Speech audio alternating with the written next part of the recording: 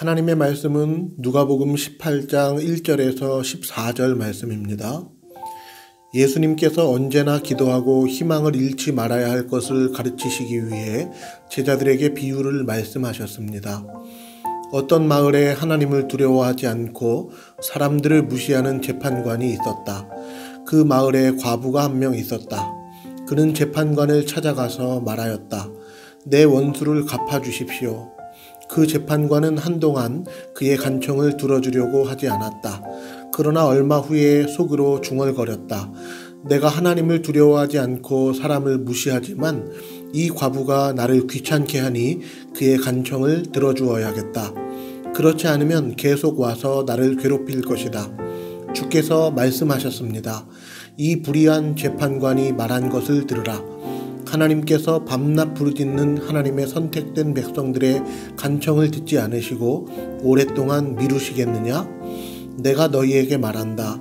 하나님께서 속히 그의 백성들에게 정의를 베푸실 것이다. 그러나 인자가 올 때 이 세상에서 이 믿음을 발견할 수 있겠느냐?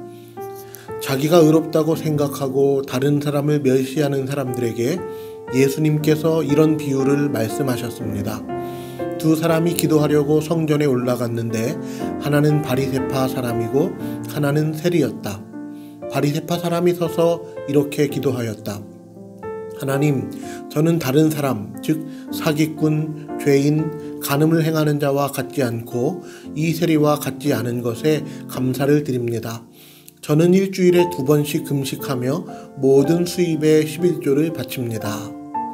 한편 세리는 멀리 서서 감히 눈을 들어 하늘을 보지도 못하고 다만 가슴을 치며 말했다. 하나님, 이 죄인을 불쌍히 여겨주십시오. 내가 너희에게 말한다. 이 사람이 저 바리새파 사람보다 의롭다는 인정을 받고 집으로 돌아갔다. 누구든지 자기를 높이는 사람은 낮아지고 자기를 낮추는 사람은 높아질 것이다. 아멘.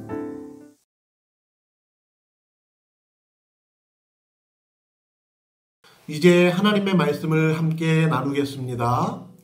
오늘 본문 누가복음 18장 1절에서 14절의 말씀은 예수님께서 기도에 관한 2가지 가르침을 주시기 위해 제자들에게 2가지 비유를 들어 말씀하신 내용입니다. 먼저 예수님은 1절에서 8절 말씀을 통해 언제나 기도하고 희망을 잃지 말아야 할 것을 가르쳐 주시려고 제자들에게 비유를 들어 말씀하셨습니다. 첫 번째로 주님이 드신 비유는 과부와 불의한 재판장의 비유였습니다. 한 과부가 재판장에게 찾아가 자신의 원수를 갚아달라고 요청했습니다. 재판장님, 저는 억울합니다. 저에게 억울한 일이 있으니 저의 문제를 꼭 해결해 주세요. 그렇게 과부가 재판장에게 요청했습니다. 그러나 재판장은 과부의 요구를 들어주지 않았습니다. 그런데도 과부는 계속해서 재판장을 귀찮게 할 만큼 간청하고 또 간청했습니다. 재판장님, 저의 이 문제를 해결해 주세요. 저는 억울합니다. 그렇게 요청하고 또 요청했습니다. 재판장은 여인이 계속해서 강청함으로 인해 그 여인의 요구를 들어주어야겠다고 속으로 생각했습니다. 에이, 저 여인이 계속해서 나를 괴롭게 하는 걸 보니까 저 여인의 요구를 들어주지 않으면 계속해서 나를 힘들게 할 거야. 그러니까 저 여인의 요구를 들어줘야겠어. 재판장은 그렇게 생각한 것입니다. 불의한 재판장도 과부가 이렇게 간절히 요청하자 그의 요구를 들어주었다면 하물며 의로우신 하나님께서 우리를 사랑하시고 또 선하게 인도해 주시는 하나님께서 우리의 간절한 기도를 들어주시지 않을까요? 7절 말씀을 보시겠습니다. 하물며 하나님께서 그 밤낮 부르짖는 택하신 자들의 원한을 풀어주지 아니하시겠느냐? 그들에게 오래 참으시겠느냐? 이렇듯 첫 번째 비유의 핵심 메시지는 언제나 기도하고 희망을 잃지 말아야 할 것을 가르쳐 주시려고 예수님이 비유를 들어 말씀하셨습니다. 두 번째로 예수님은 9절에서 14절 말씀을 통해 자기를 의롭다고 생각하고 다른 사람을 멸시하는 사람들에게 비유를 들어 말씀하셨습니다. 이때 주님이 드신 비유는 바리새인과 세리가 하는 기도의 비유였습니다. 바리새인과 세리가 기도하러 성전에 올라갔습니다. 먼저 바리새인이 기도하는데요. 바리새인은 자신의 의로움을 드러내는 기도를 했습니다. 하나님, 저는 다른 사람들, 즉 사기꾼이나 죄인이나 간음을 행하는 자와 같지 않고 또 이 세리와 같지 않은 것도 감사합니다. 하나님, 저는 11조도 하나님께 꼬박꼬박 잘 드리고 있답니다.